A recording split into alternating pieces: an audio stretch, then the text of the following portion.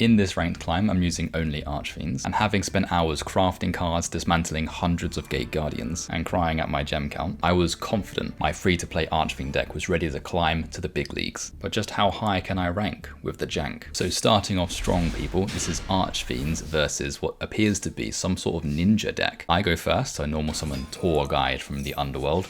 It gets max seed straight away. I don't summon that much with Archfiends, but it's okay. They're going to draw, I think, about 2 to 3 cards off of this. I summon the Fiendish Rhino Warrior. They draw. I go into the best Link card in the world, Master King Archfiend. That's right. So summon that onto our side of the field. They draw a second card. I send Heiress. Heiress activates, chain link it with Master King so that they can't ash it. And then now it's going to resolve. I'm going to roll the dice, and that's going to be a 2. So pop that Heiress straight back into the deck. Heiress activates, searches for Archfiend's Ghastly Glitch. I'm going to special summon Farfa, which gives them an extra draw, but it is what it is. But that's fine, because all I wanted to do was put Farfa back into the deck. Set 2 cards and end. I drew Unending Nightmare as well, which is pretty decent. So they're going to start off with Reinforcement of the Army. They're going to add Kagero, the Cannon Ninja, summon Ninja Grandmaster Hanzo, adding a Ninjutsu art card from their deck to their hand, so they're adding their field spell. They're going to activate the field spell. Then they're going to special summon another one of their ninjas. Now I'm going to preempt that with Archfiend's Ghastly Glitch, and then chain that with Unending Nightmare targeting my own Ghastly Glitch. That will get destroyed. I will destroy their card, send Dark Spirit of Banishment. Master King will send Farfa. Farfa will activate, chain link it with Master King, so I get to banish their card without them being able to negate it. And that's going to maybe get put back into the deck. Yep, roll a 5, straight back in. Hanzo then gets banished. So that is going to basically do their whole turn. I assume they haven't evenly matched because they tried to go into battle phase, but they still had their field spell. Anyway, try to pop their field spell, use Heiress, get a free search. Master King's going to chain block it again. I love the interactions with Master King. If only we had a Archfiend trap that let us pay 1,000 life points every turn. That would be so amazing. We rolled a 1, so Heiress goes back into our hand. We search for Archfiend Emperor. On our turn, we just pay the 500 life points. Then we normal summon Emperor. We're going to attempt to destroy one of their back rows, chaining with Infinite Impermanence. At this point, we may as well chain with Unending Nightmare to destroy their field spell. They are going to maybe chain with something. Nope, it's going to resolve. We're going to destroy their field spell, and because we paid 1,000 life points, we get to send a Fiend from the deck to the graveyard again. And the wonderful thing about being impermed is that Emperor's attack then goes all the way back up to 3,000. So that's just lovely. Okay, so we use Archfiend Heiress. We're going to chain block it once again. Basically going to get an Heiress search every single turn off of Master King and Unending Nightmare. Search for Archfiend's Ghastly Glitch. They're going to Book of Moon our Emperor. They really want their Hanzo to remain on the field. Anyway, we destroy it with Master King, setting Glitch, and then it's their turn. They will summon their Kagero, the Cannon Ninja. That will summon Hanzo onto their side of the field. And then we're going to use Glitch now to try and destroy it. They're going to Ash our Glitch. Very frustrating. One of our best disruptions can be stopped by Ash. Anyway, we're going to Unending Nightmare to destroy the Glitch. So that's going to at least give us the Farfa disruption. Because it's a ninja deck, even though I know face-up cards are really useful, I'm going to get rid of their face-down. Then they're going to activate another ninja card, Tobari. That's going to bring out Yugioh, the Gravity Ninja, flipping cards face-down, getting rid of both of them to fusion summon into Maizen, the Battle Ninja. Really cool card. It can attack directly, but we are still alive. We have 1,000 life points left. So basically our Unending Nightmare shenanigans have been turned off forever.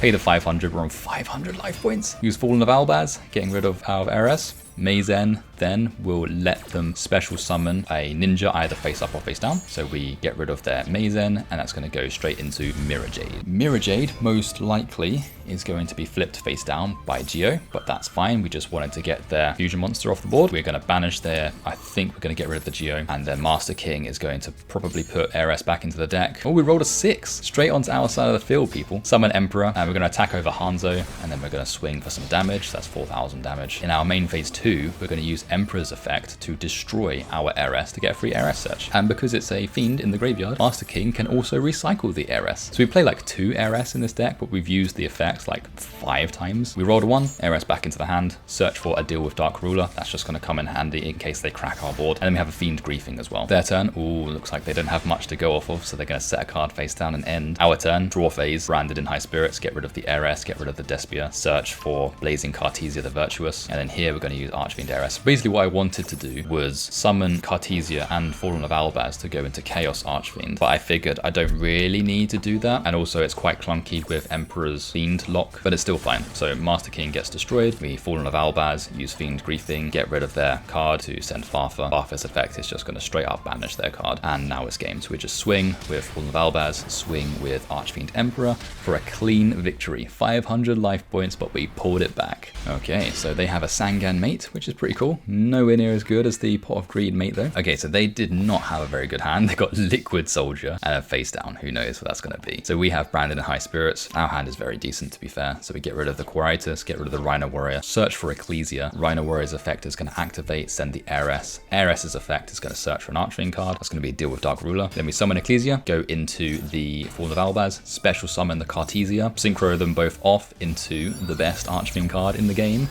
Chaos Archfiend, everyone. Such a good card. 2500 attack, banishes everything that it attacks, and it gets buffed up when cards do get banished. So 4500. They have Mask Change, which is not too bad of a face down to be fair. So they're going to get rid of that. They're going to summon, was it Acid? Yeah, so we don't have any spell or traps, so it doesn't matter. Activate Staff of Despair, use it to decrease their attack, and then smack it for 4000, and then attack for 1500.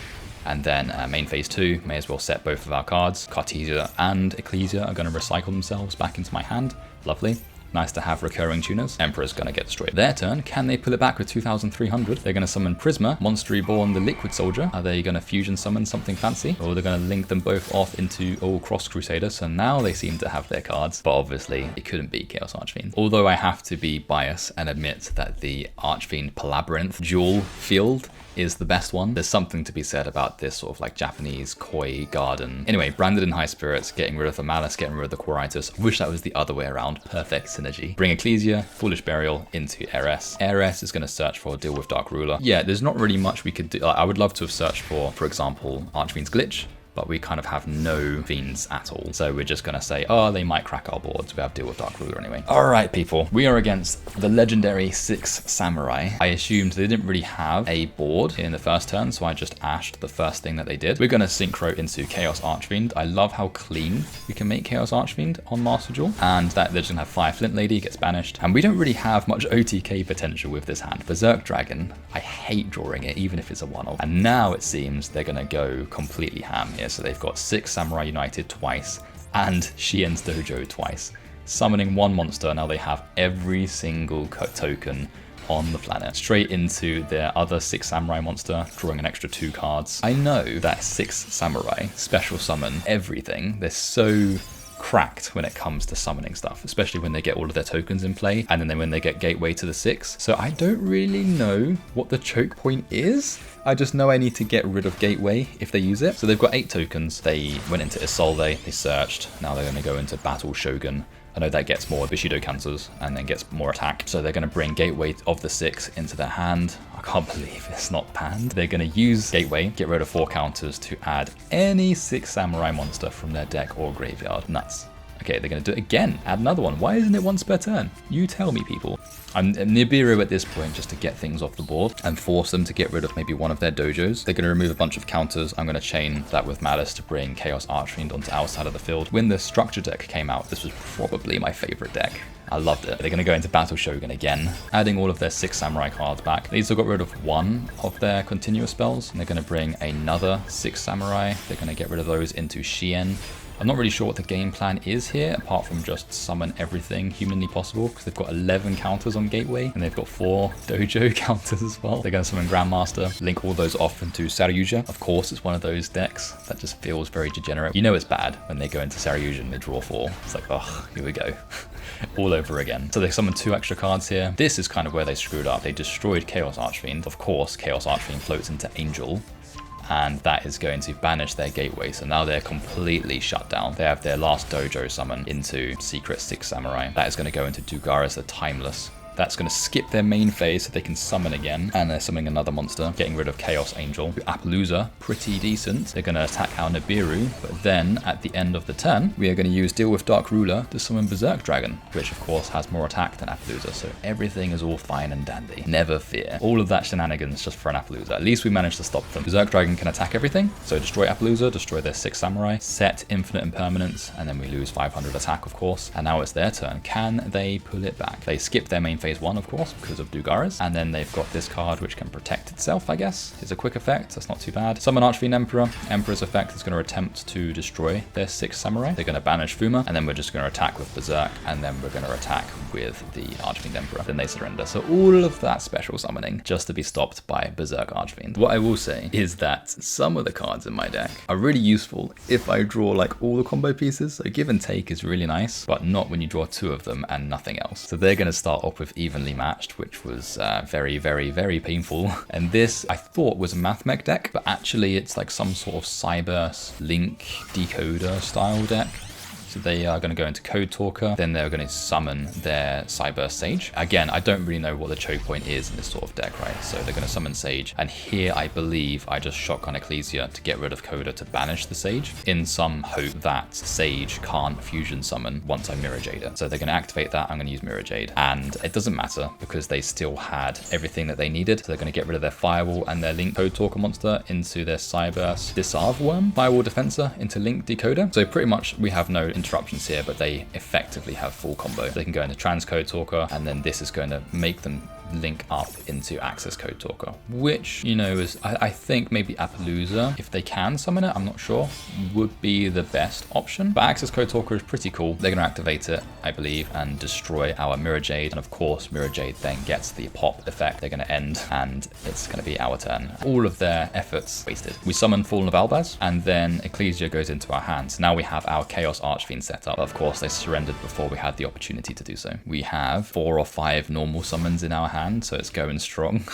But at least we have Ecclesia, which can go into some sort of interruption. So they're going to summon Mathmech Diameter, link it off into Almirage. Clearly, I'm not going to chain that. Parallel Exceed, an attempt to go into some sort of like rank 4, but I'm going to Ash Blossom that, which is always nice. They're going to link those off into Splash Mage. Again, this is probably another Access Code Talker situation going on here. Into Transcode, I think this is where I Ecclesia. Yeah, basically because I didn't want them to go into Access Code Talker. They had Ash Blossom anyway. Straight into Heat Soul. Heat Soul was going to make them pay 1,000 to draw. Our turn. Summon Fallen of Albaz, attempt to get rid of their Heat Soul. It gets impermed, which is a bit frustrating. So I've been ashed and impermed so far. Heat Soul was going to draw an extra card by paying 1,000 life points. So we're going to at least search off of Rhino Warrior, so activate the effect. Yeah, so the whole point here was to use Vice King to lock them into DDD monsters. They're going to draw again off of Heat Soul. We're going to put Give and Take onto our side of the field, and then they're going to summon one of their monsters. We'll use Give and Take to put...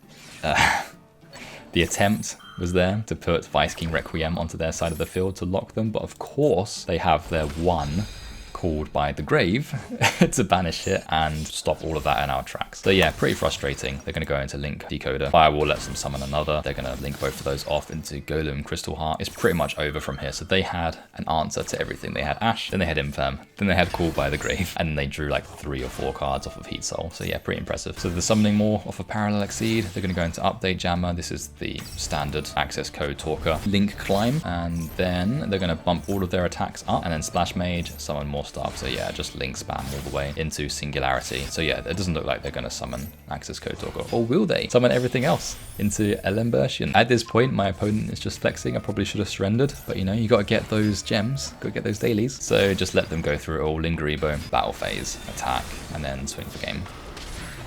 New game, Brandon in High Spirits. This is going to send Blazing Cartesia and Granguinol into the graveyard to bring out Incredible Ecclesia.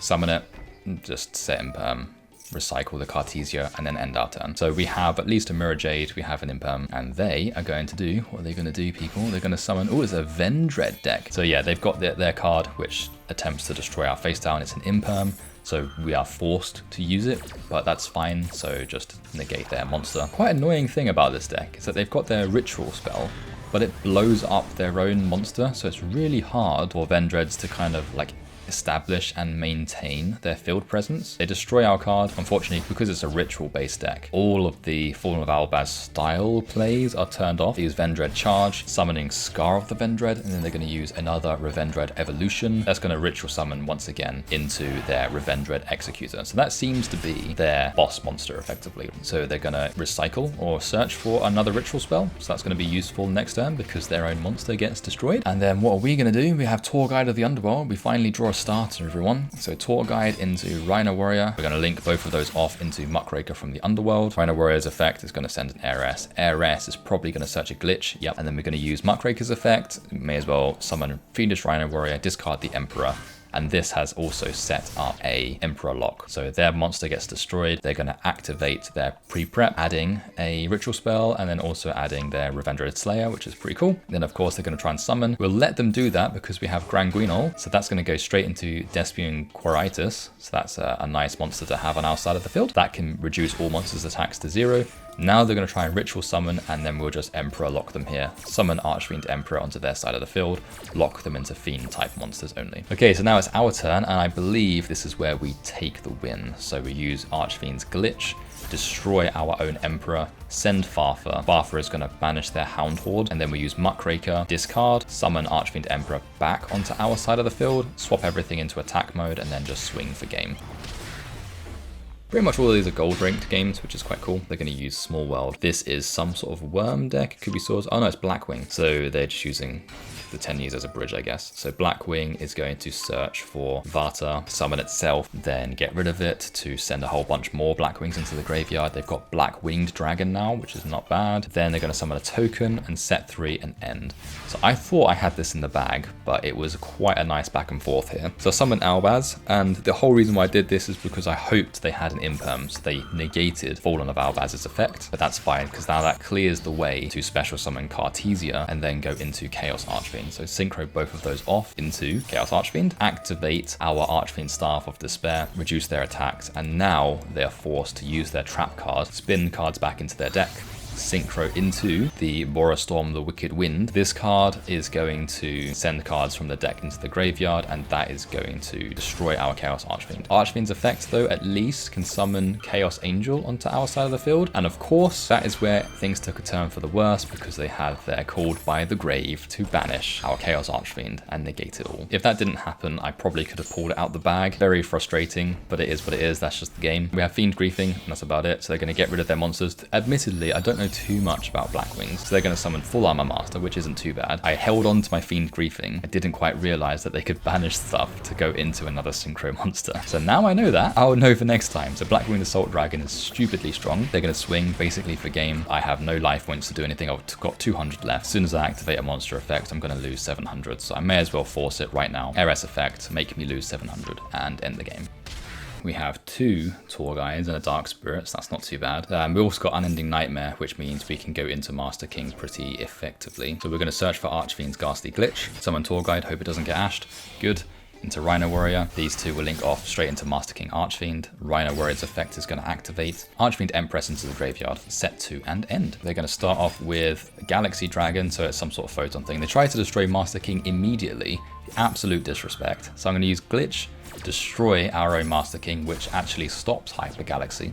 And then we're going to send Archfiend Emperor into the graveyard. So now we've got a floating situation going on should we need it. They're going to activate Galaxy Zero. We're just going to pop it with Unending Nightmare. So they're just going to end their turn. On our turn, draw into Ecclesia. That's not too bad. We're going to summon Tour Guide from the Underworld into Malice. Those are going to summon Muckraker from the Underworld. Muckraker's effect is going to bring Master King back onto our side of the field. Thank you very much. And then swing for 3000 damage. And then we may as well end our turn from there. I wanted to keep Dark Spirit of Banishment because if they do break this board, which to be honest is not a very strong board, then at least we have a way to float, you know. Okay, so they're going to summon Photon Thrasher, I believe. Doesn't look like they have anything else. I'm not sure what these cards in their hand are. They'll use Dark Spirit of Banishment into Archfiend Empress, just redirect that attack, destroy their monster, and they're just going to surrender from there. Pot of Greed with Archfiends against the Slife of the Sky Dragon board. Branded in High Spirits, get rid of the Archfiend Emperor and Quiritus to search for Ecclesia. And then we have a choice, Tour Guide or Ecclesia. Obvious choice is obviously Ecclesia. So we have Nibiru in our hand, which could save us, you know. They're going to have an Ecclesia of their own. That's going to go into Fallen of Albaz, and now I have the choice, you know, do I want to either give them Albion, Sanctified Dragon, or do I want to give them Albion like Lubellion, you know? And of course, Lubellion is the better pick.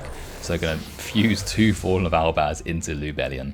Lubellion's effect, of course, discard to summon again. I believe they have 2 evenly matched in their hand, which was very nuts. So Mirror Jade and then Cartesia. Cartesia is going to fusion summon into Granguinol. I probably should have stopped them from doing that because then they get to send Albion. I summon Nibiru. They're going to chain that with Mirror Jade, so now they get to send both Albion and the other Albion into their graveyard. So we summon Nibiru. Mirror Jade is going to activate its effect. Main phase 2 end. Mirror Jade is going to pop my Nibiru. They're going to bring Ecclesia and Cartesia back into their hand. They have Branded in red face down, which is quite strong, and now it's our turn. So we draw. What do we get? We have another Branded in High Spirits, Hunky Dory. Use it, getting rid of Tour Guide from the Underworld, which is, you know, one of those things. So in my head I thought, ooh, I can summon Chaos Archfiend, but of course Chaos Archfiend's attack hasn't been buffed yet, so it's kind of just standing there looking menacingly. So I was like, maybe this wasn't the best plan, but it's an Archfiend deck, so I have to go ahead with it. It's like en passant in chess, you know. Could you win or could you do en passant? The choice is very clear. Okay, so they have Cartesia, special summoning itself. They're going to summon Ecclesia. They think they've got it in the bag here. So they're going to summon Fallen of Albaz, fusion both of those off into Titaniclad, the Ash Dragon. No fear though, because Chaos Archfiend is going to float into Chaos Angel. I love that animation, it's really cool. Chaos Angel is going to try and destroy the Titaniclad. Of course I know they're going to use Cartesia to fusion summon it off, which is exactly what they're going to do. So Cartesia is going to go into Lubellion. I think maybe I must have misread something, because that clearly was a new chain. Oh well, maybe I should have gotten rid of the Nibiru token or something else. They're going to go into Brigran, the Glory Dragon, and then I think at this point, to be honest, they just surrender because they realize they don't have anything that can destroy Chaos Angel. Did they not play 2 Mirror Jades? Come on. Now this game is very interesting, and it's, to be honest, a bit of a trolly fun game, and you'll see exactly why. So they go first. They're going to activate their cybernetic fusion support, and then Twister, paying 500 life points to destroy it. So now they're already on 3,500. And then they're going to spend 2,000 to summon Garbage Lord. They're going to use White Veil. I knew what they were doing. They were trying to destroy themselves. And I wanted that trap 100 points. So I used Imperm on the Garbage Lord just to give me the extra points, right? They're going to go into Malevolent Mech, link both of those off into Barbar. And of course that destroys themselves. So they went from 100 to 0 off of their own cards. So this deck puts us firmly into the gold category. Of course, there's more climbs to come. We need to make it all the way to diamond or master or whatever rank is the best these days. So this is the deck in a nutshell. So we've got 3 Tour Guide from the Underworld. We have 2 Archfiend Heiress. We have a Farther. We have a Rhino Warrior. We have an Ash Blossom, just the one, because, you know, free to play, I can't afford it. We have 2 Dark Spirits. So we have Dark Spirit of Banishment and Dark Spirit of Malice. We have a Trance Archfiend, so this is any level 4 Archfiend. I only use Trance because, you know, when things get banished, it can recycle stuff, but I use this mainly just for Chaos Archfiend. 2 Fallen of Albaz, an Ecclesia, and a Blazing Cartesia. These are literally there to facilitate Chaos Archfiend plays, because in Master Duel, we don't have Lightsworn Archfiend, which means we have to rely on other tuners. We have Berserk Archfiend, which is one of the win conditions. We have an Archfiend Empress, Archfiend Emperor, 1 Nibiru, you know, you gotta get the freebies where you can. A DDD Vice King Requiem, which I'm debating on taking out, because like no one is using like other fiend-based decks, so we don't need to lock them this hard. 1 Foolish Burial, 1 Archfiend Staff of Despair. Play 1 Chicken Game, and we didn't actually see it in our games, right? But basically, because you can pay 1,000 life points each of your turns, Master King benefits from it. We play a Deal with Dark Ruler, 3 Branded in High Spirits, 2 Give and Take. So I used to play 3, but you saw how bricky that was, so we took 1 out. 2 Fiend Griefing. We play 3 Infinite Impermanence, 1 Trap Trick to kind of make it a wild card, play 2 Archfiend's Ghastly Glitch, and then 3 Unending Nightmare. In the extra deck, we have Despian Quiritis, ×2. We have 1 Mirror Jade, probably should play 2 to be honest. We play 1 Granguinol, play a Rindbrum. Then the reason why we should play 2 Mirror Jade is because Rindbrum can bring Fallen of Albaz back, which means we can go back into a Mirror Jade, you know. But pretty much with Rindbrum, you can put an Albaz onto your side of the field, recycle an Ecclesia or a Blazing Cartesia, and then that will give you Chaos Archfiend on the following turn. 1 Chaos Archfiend, 1 Chaos Angel. We play a Numeron Dragon OTK, just in case we have to. So that's Numeron Dragon, Hope Harbinger, and Draglubion. And then we have a bunch of link monsters here. So we've got Master King Archfiend. We have Cherubini, which I don't really use. I could probably take that out now.